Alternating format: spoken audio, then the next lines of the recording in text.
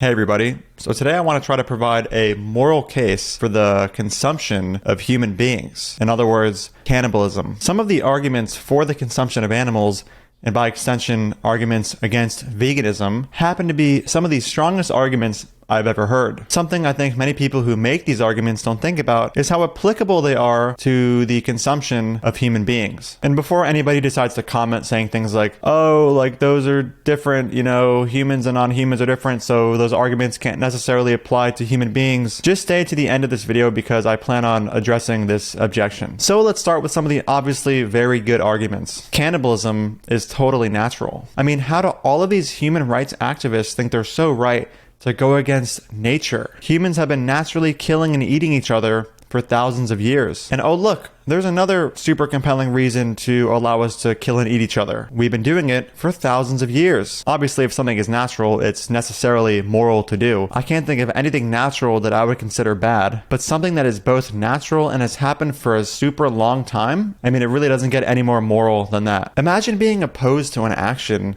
that has happened for a long time. That just makes no sense. Everything that has happened for a long time is necessarily moral. Completely. No questions asked. In fact, I'll give you 10 seconds to try to think of something that has happened for a long time that was bad. You won't be able to. Now is your chance.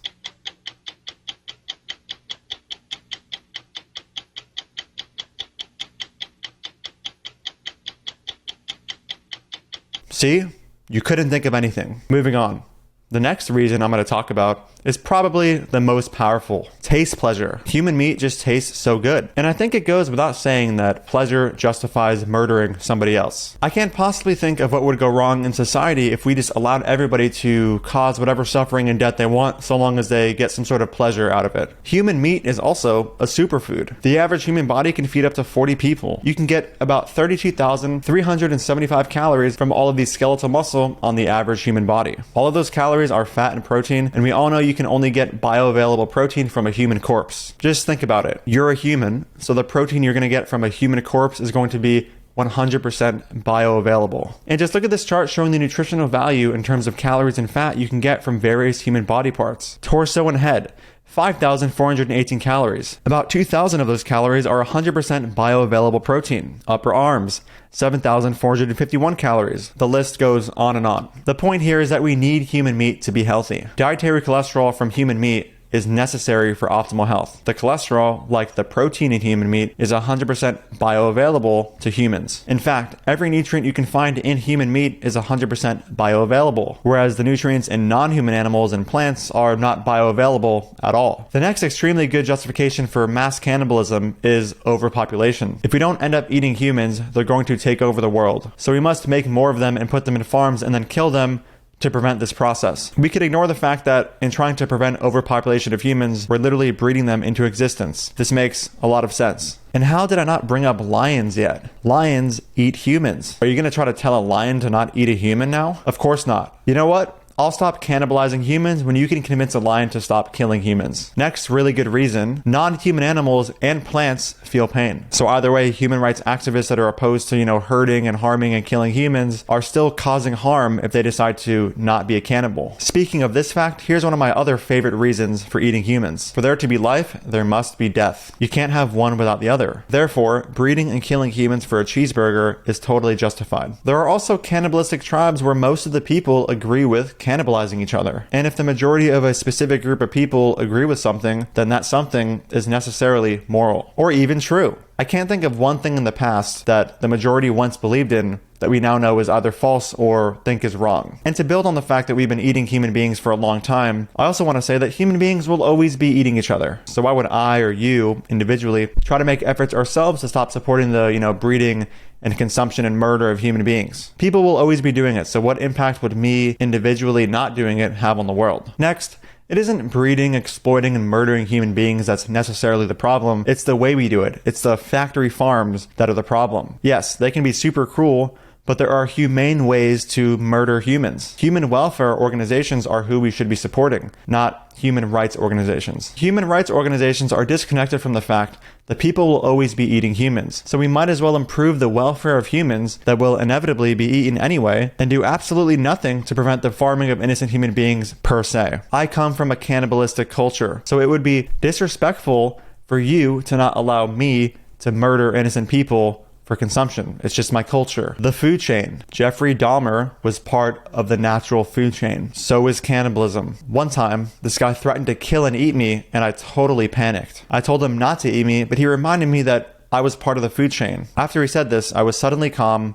and I welcomed him cannibalizing me. Unfortunately, the super pushy and militant police came through and prevented him from eating me.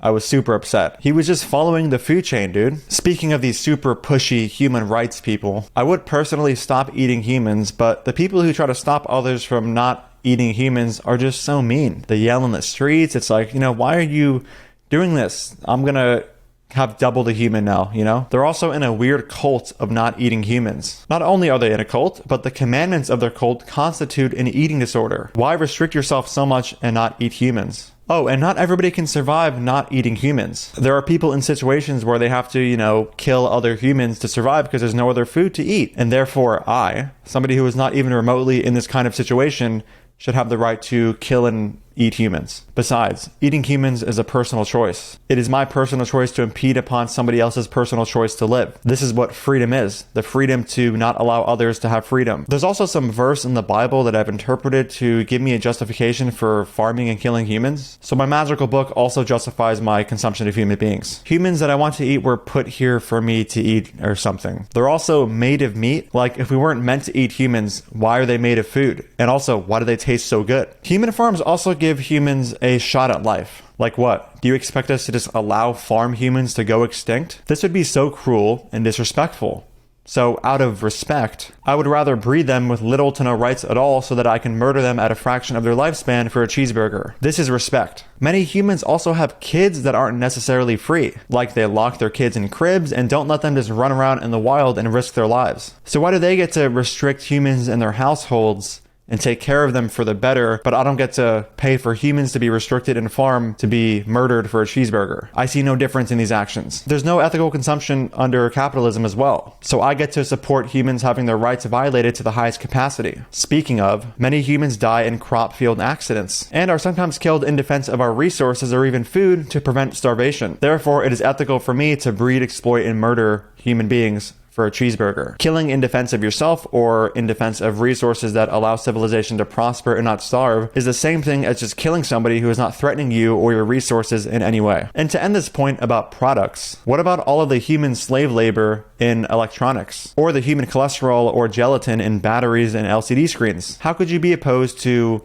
farming human beings so that we can survive and have good nutrition if you're willing to pay for humans to be used to get us something as unnecessary as cell phones and batteries? Let's also think about the farmers, the honest, hardworking people who profit off of the breeding, exploitation, and murder of others. Violating human rights is their livelihood. For these people in particular, there is zero line of work for them outside of murdering humans for a cheeseburger. You would be witnessing a violation of every law of nature if you ever saw a farmer who lost his job killing and, farming human beings, working a different job. It is literally physically impossible. There's no other jobs out there for them. It's also very expensive to not eat humans. Human meat is very cheap and a staple food for many people around the world. It's only privileged white people who are able to afford not consuming humans. Oh, and most importantly of every single reason I've given today, if you don't eat 100% bioavailable humans, you'll have to take a supplement. I don't care if that supplement sufficiently fills the nutritional gap one would have in a diet void of human meat. You still need to take a supplement, and working supplements equals bad because the word supplement scares me or something. Ooh. Cannibalism made our brains grow. And obviously, if something was necessary for good outcomes in the past, it must be necessary today. We can also ignore all the other competing evolutionary theories about what contributed to our brain developing.